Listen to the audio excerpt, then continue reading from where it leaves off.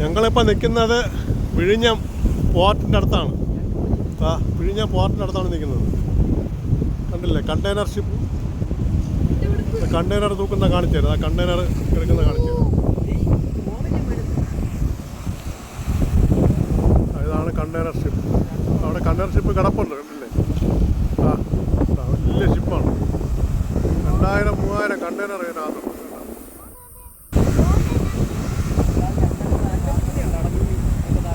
തീപ്പട്ടി കൂടെ എടുക്കുമ്പോൾ എടുക്കുന്നുണ്ട് കണ്ടെയ്നർ. അതല്ല,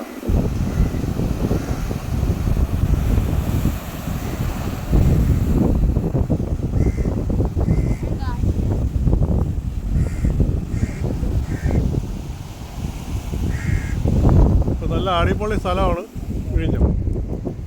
തിരുവനന്തപുരത്ത് വരണവർ വിഴിഞ്ഞം മിസ് ചെയ്യരുത്. വിഴിഞ്ഞം തീർച്ചയായിട്ടും നിങ്ങൾ വിഴിഞ്ഞത്ത് വരണം. അത് കണ്ടില്ലേ?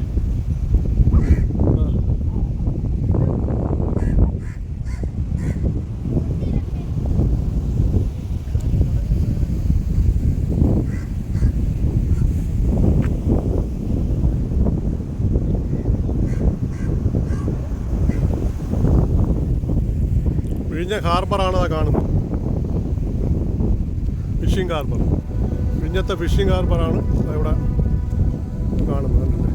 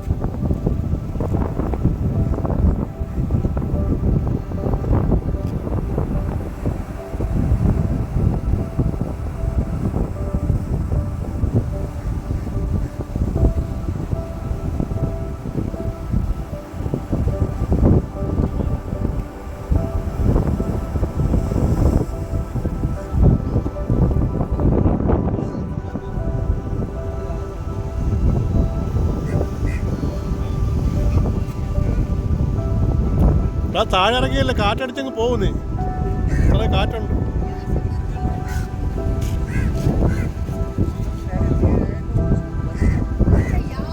ഇവിടെ ഒരു ബോർഡ് വെച്ചിരിക്കുന്നുണ്ട്.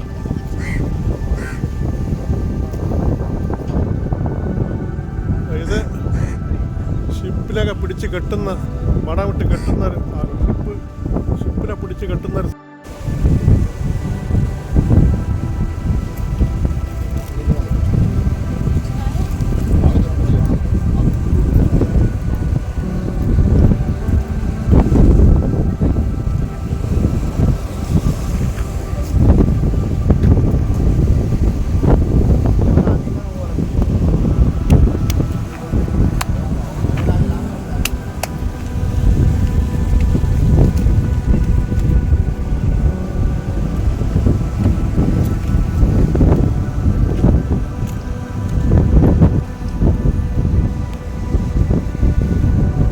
കാണുന്ന കോവളം ലൈറ്റ് ഹൗസ് ബീച്ചാണ്.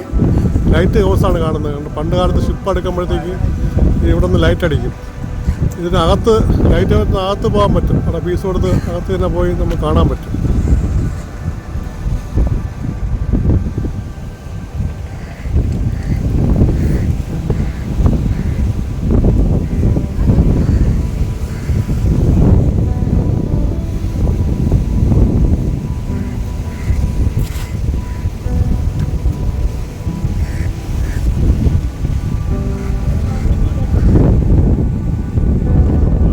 ഹാർബറാണ് കാണുന്നത്.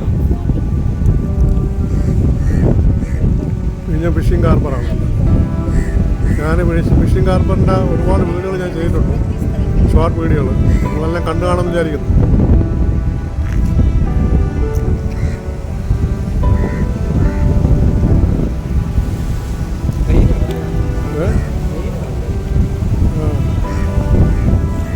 ക്രെയിൻ ചൈനയിൽ നിന്നുകൊണ്ടുവന്ന ക്രെയിനാണ് കാണുന്നത്.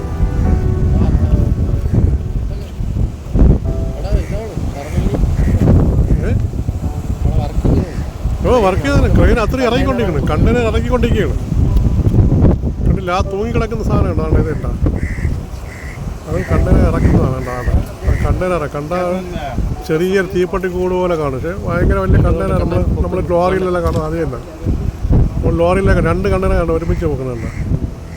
ലോറിയിലേക്ക് കൊണ്ടുപോകണില്ല, വലിയ കണ്ടെയ്നറാണ്. കണ്ടാൽ ചെറിയൊരു സാധനം അല്ലേ, ചെറിയൊരു സാധനം എടുത്ത് വയ്ക്കുമ്പോഴാണ് തോന്നുന്നത്.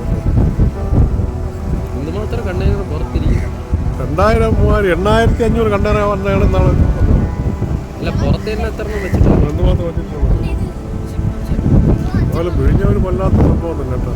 ഇത് ആരും കണ്ടുപിടിക്കാതെ കിടന്നുള്ളത്.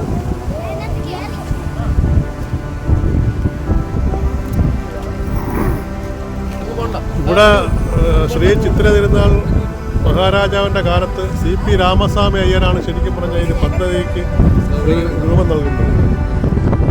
CP രാമസ്വാമി അയ്യരുടെ കാലത്ത്, ചിത്ര തിരുനാൾ കാലത്ത് CP രാമസ്വാമി അയ്യർ ഇതിനുള്ള റിപ്പോർട്ടെല്ലാം കൊടുത്ത് അങ്ങനെ വന്ന സമയത്താണ് ഇത് കേരള സംസ്ഥാന ഭരണം മാറിയത്.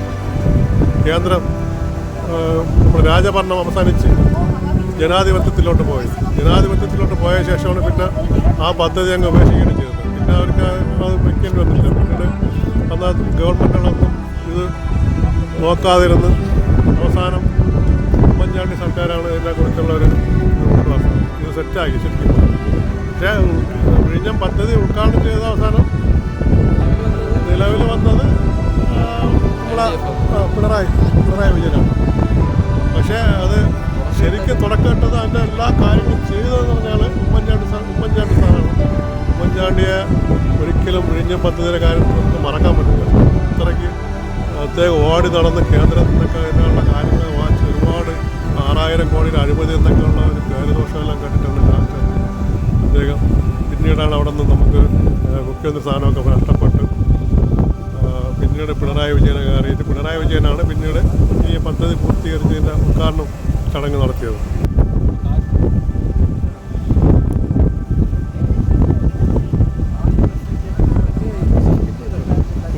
ഇത് ഷിപ്പിൻ്റെ ഇത് വടം വലിച്ചു കെട്ടുന്ന ഷിപ്പ് വലിച്ച് വരുമ്പോഴത്തേക്ക് ഷിപ്പ് വലയാതിരിക്കാൻ പിടിച്ച് കെട്ടിയിടുന്ന സാധനമാണ് അതായി കാണുന്നത്.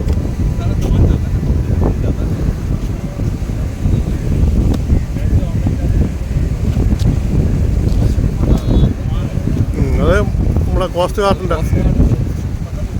ഗാർഡ് ഷിപ്പ്, ഒരു വള്ളം, ഒരു ബോട്ട് പോകുന്നുണ്ട, ഒരു ബോട്ട്.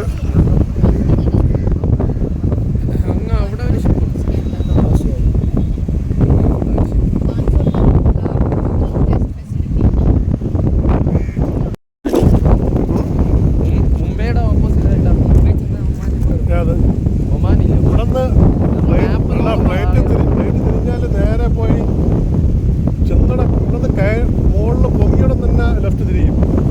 പിന്നെ കടലിൽ കൂടെയാണ് ഓട്ടം. പ്ലെയിൻ മാപ്പ് നോക്കുമ്പോഴേ നമുക്ക് അറിയാൻ പറ്റും. മുംബൈയുടെ നേരെയായിട്ട് ഇവിടെ സൗത്ത് ആഫ്രിക്ക.